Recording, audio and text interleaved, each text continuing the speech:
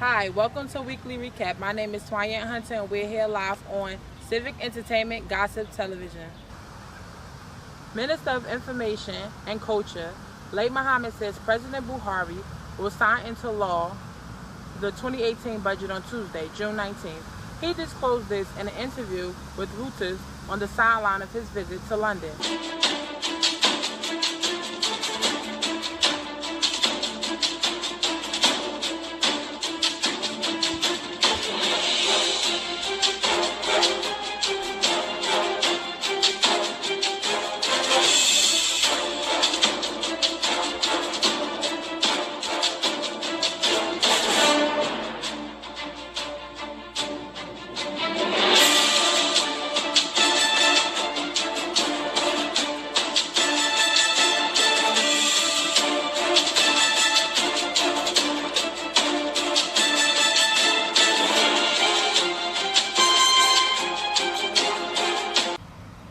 Former Plateau State Governor Joshua Darrier pleaded with Justice Adubukola Abanjoko to temper justice with mercy as she handed him a 14-year jail term for diverting 1.1 billion naira from the state when he was governor.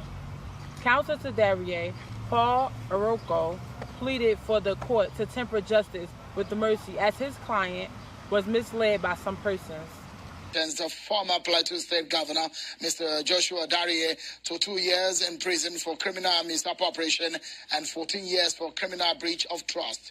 All charges are to run concurrently without an option of fine.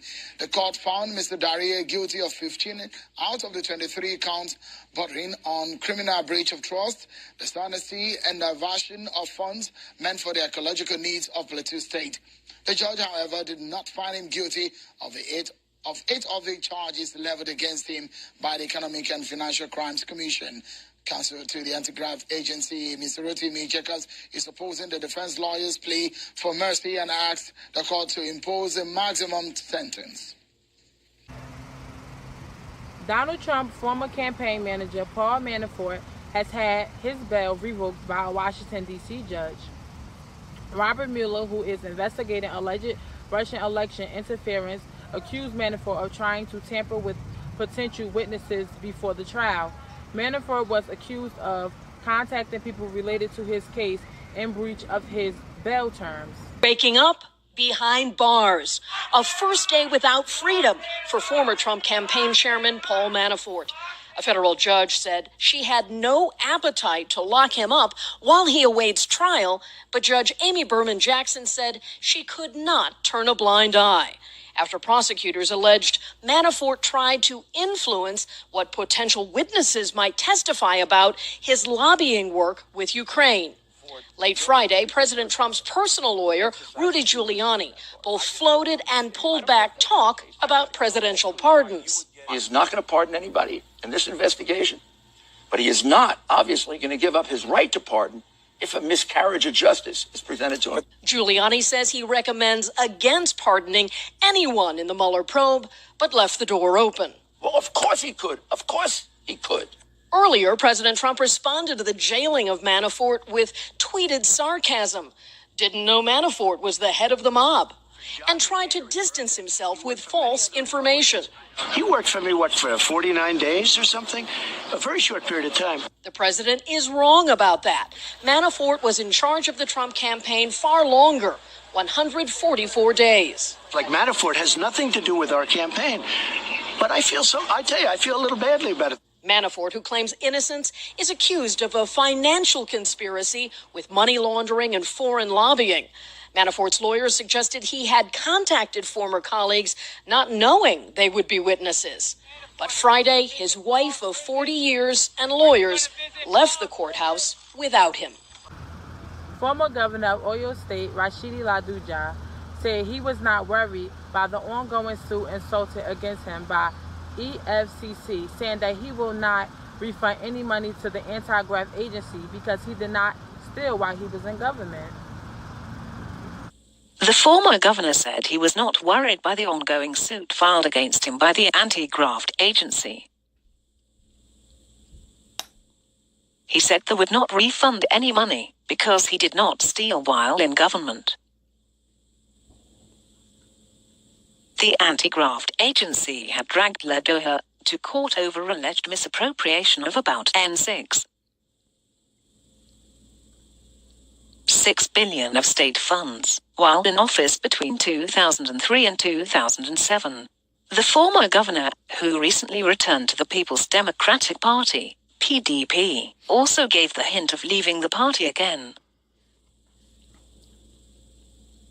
Ladoja told reporters, "It was true that I did not return any money to the purse of the anti-graft agency because I did not steal states' money. Why would I refund money when I did not steal any money? I am not bordered. It is true that EFCC said I didn't refund money. This is because I did not steal any money."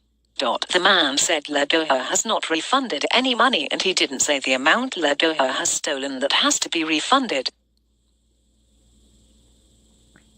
He said EFCC has recovered money from other people, but it has not recovered any money from Ladoja, so why must I be worried?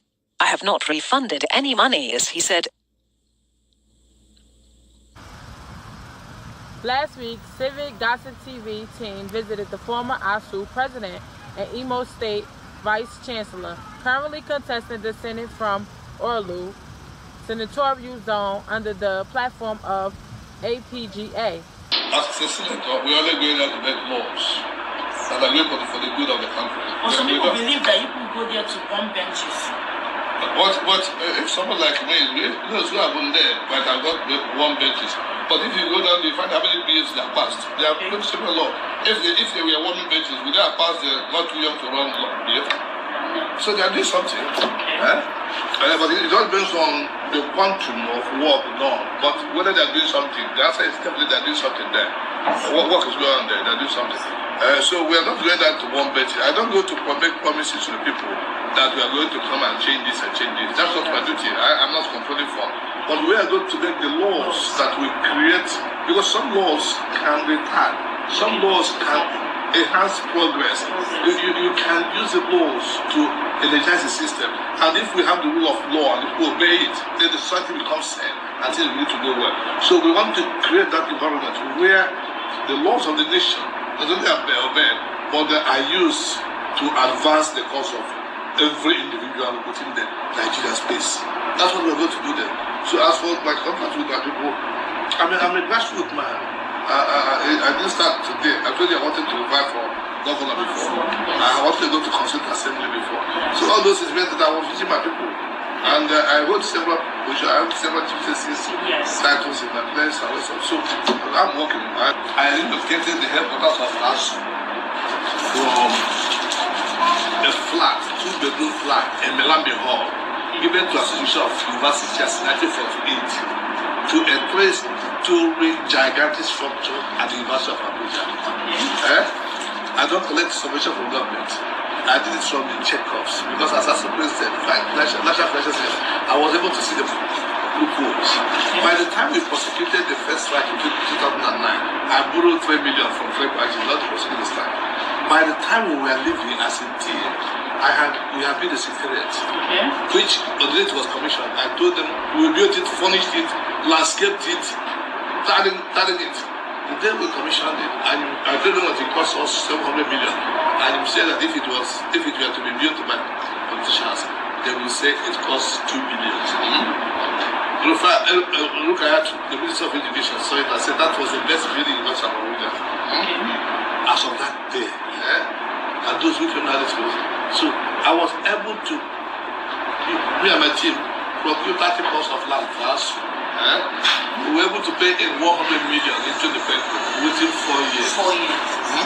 And we negotiate all these things. 4 years is enough time for you to make impact that is meaningful. And then people can now give themselves 2 years to consolidate it. But don't tell me that 4 years is for sleeping. And moreover, if you want to take over power, you must have a game plan of what you want to do. Don't tell me that you spend 4 years telling me that you discovered that every day anything that goes wrong, you said PDP. PDP is responsible. So how I wish if you give you another 10 years, you'll not be blaming PDP.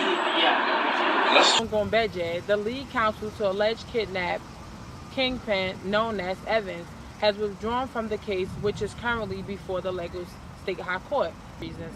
According to him, his life and that his co-defendant's lawyer have been repeatedly threatened.